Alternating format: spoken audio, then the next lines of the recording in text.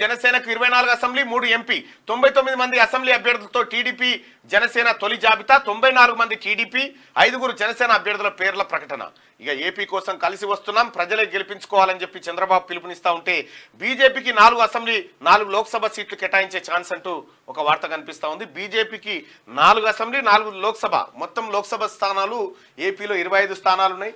25 4 స్థానాలు బీజేపీకి ఇస్తే 3 స్థానాల్లో జనసేన ఉండబోతుంది. ఇక రిమైనింగ్ అన్ని స్థానాల్లో 18 స్థానాల్లో టీడీపీ పోటీ చేయబోతున్నట్టుగా తెలుస్తా ఉంది. మొత్తం 175 అసెంబ్లీ స్థానాల్లో ఇప్పటికీ 99 అసెంబ్లీ స్థానాలను వాళ్ళకి కేటాయించగా దాదాపుగా 24 స్థానాలను జనసేనకి ఇచ్చారు. అయితే ఇక్కడ ఒక చిన్న పంచాయతీ నడుస్తా ఉంది.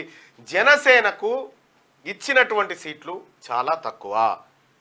మరి జనసేనను జన సైనికులను అవమానించినట్టుగా టీడీపీ వ్యవహరిస్తుంది కాబట్టి జన సైనికుల ఓట్లు టీడీపీకి ట్రాన్స్ఫర్ కావు అని చెప్పి ఒక చర్చ జరుగుతూ ఉంది.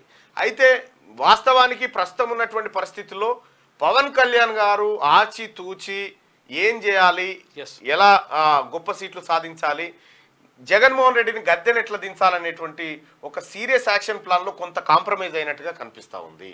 మరి ఇప్పటికైతే పూర్తి పంపకాలు జరగలేదు కాబట్టి ఇవే ఉంటాయా, ఇంకా ఎక్కువ అంటే ఇదే ఉంటాయి అంటే వాళ్ళు క్లారిటీ ఇచ్చింది ఏంటంటే ఈ 24 సీట్లు అయితే జనసేన క్లియర్ కేటాయిస్తున్నట్టు చెప్పేసిండ్రు. నిన్న 5 ప్రకటించిండ్రు.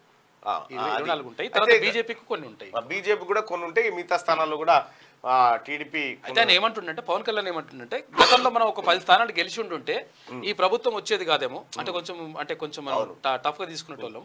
అందుకని అట్లా అప్పుడు ఆ 10 స్థానాలు కూడా గెలవలేనప్పుడు ఇప్పుడు 24 స్థానాల్లో పోటీ చేయడం మంచిదే.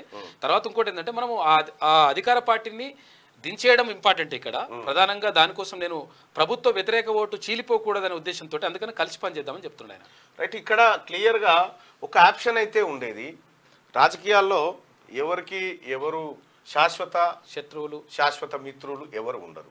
ఇక్కడ పవన్ కళ్యాణ్ గారి ముంగట ఒక ఆప్షన్ ఉండేది. ఏది, జగన్మోహన్ రెడ్డి గారు కనుక అదే పరిపాలనలో ఉండి టీడీపీని ఖతం చేస్తే నెక్స్ట్ ప్లేసు పవన్ కళ్యాణ్ గారికి దక్కేది. కానీ పవన్ కళ్యాణ్ గారు టీడీపీని సేవ్ చేసే కార్యక్రమంలో భాగంగా ఓటు పోలరైజేషన్ కోసం ఆయన నిర్ణయాలు తీసుకోవడంతో ఇవాళ టీడీపీ కూడా కొంత అక్కడ లాభపడతా ఉంది. మెజారిటీగా టీడీపీ ఎక్కువ లాభపడతా ఉంది ఈ పొత్తు ద్వారా స్పష్టంగా అర్థమవుతా ఉంది.